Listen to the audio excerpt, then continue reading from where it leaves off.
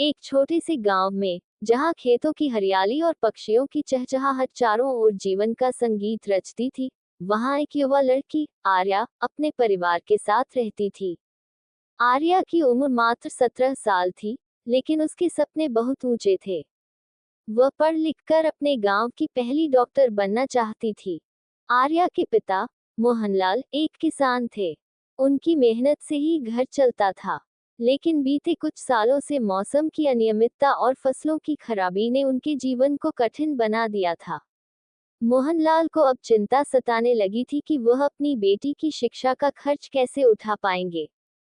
एक दिन गांव में अचानक तेज बारिश हुई। खेतों में लगी फसलें बर्बाद हो गईं। मोहनलाल के कंधों पर मानो दुखों का पहाड़ टूट पड़ा। परिवार को 2 वक्त की रोटी जुटाना भी मुश्किल हो गया। उस रात, जब पूरा गांव सो रहा था, आर्या अपने छोटे से कमरे में बैठी अपने टूटे सपनों की गिनती कर रही थी। उसकी आंखों से आंसू बह रहे थे।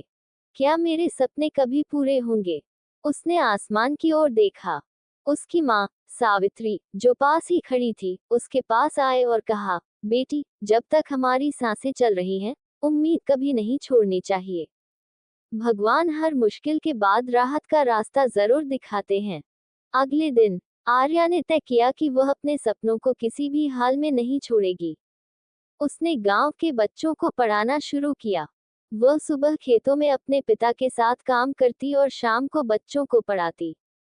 गांव के लोगों को उसका प्रयास देखकर प्रेरणा मिली, और उन्होंने भी उसकी मदद करने का निर्णय लिया। लेकिन चुनौतियां खत्म नहीं हुई थीं।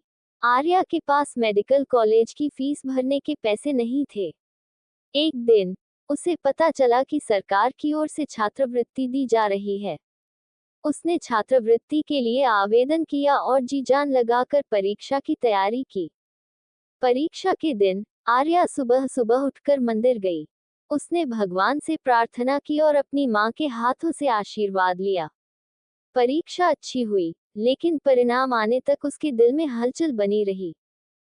फिर वह दिन आया, जब परिणाम घोषित होना था।